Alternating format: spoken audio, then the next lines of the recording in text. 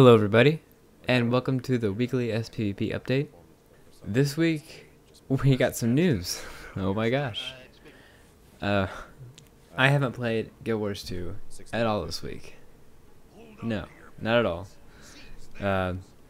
My guild split into teams, and my team basically got thrown under a truck. People left, people weren't motivated. I don't know. So, hopefully I can get into a team sometime soon. But for now, I have no way to practice. And then Borderlands 2 came out, Torchlight 2 came out. Yeah, I'm gonna play that. But I really didn't see anything happening soon, so I thought nothing bad would happen. I thought this is a good time to take a break. This is a good time to have some fun while I wait for things to change. I didn't expect anything to happen until, I don't know, 2 more months from now. So I do not have any more footage to cast, so I'm going to be doing 2 build crafts this week, since I have enough of those. But we got some big news.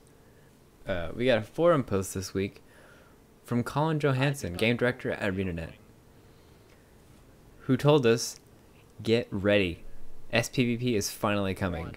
We're going to have a full ladder, a ranking system. So we're going to have a ladder, but we're also going to have a tier system to separate groups. I don't know, maybe it's going to be achievements, maybe it's going to be some kind of reward system to that. Sounds good. And we're going to have custom tournaments. Now, I know this isn't spectator mode, but I really don't want that to come too soon. There needs to be a lot of time and effort put into that, and it seems like they're just now getting started on SPvP.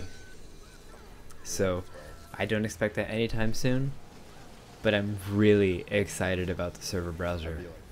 That sounds awesome. But basically what he said is that this week, Chaplin, one of the devs at ArenaNet, will be putting out a blog post in the next few days that will summarize where ArenaNet stands with PvP right now, and where we're headed, which is good.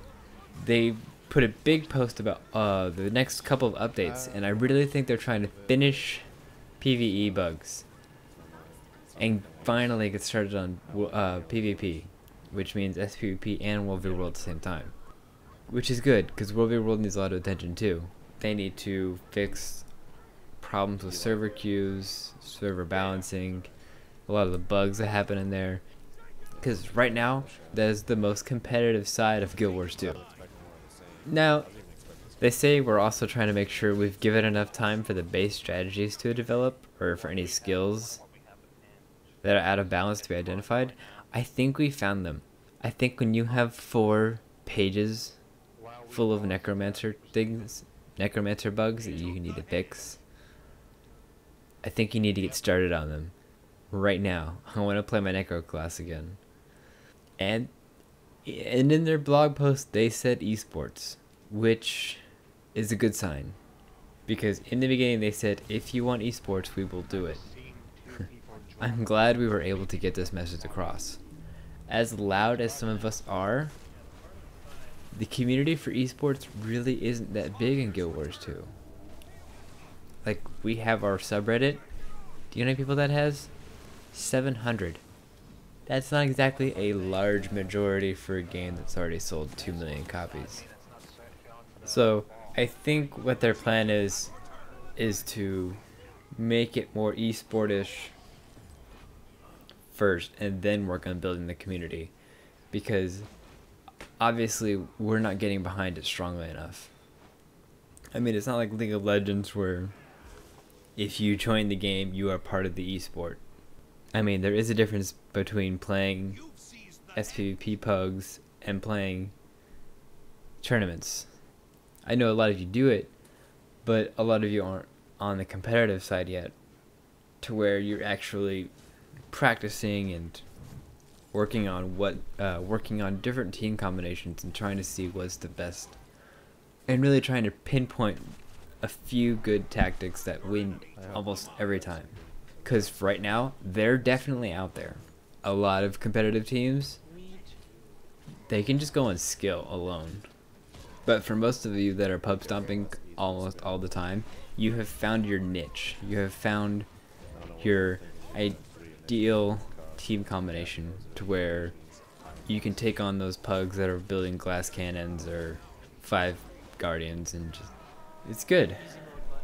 Hopefully these new balance changes that they promised to come out with will open up some more possibilities and give us a bit more well-rounded idea of what we can do.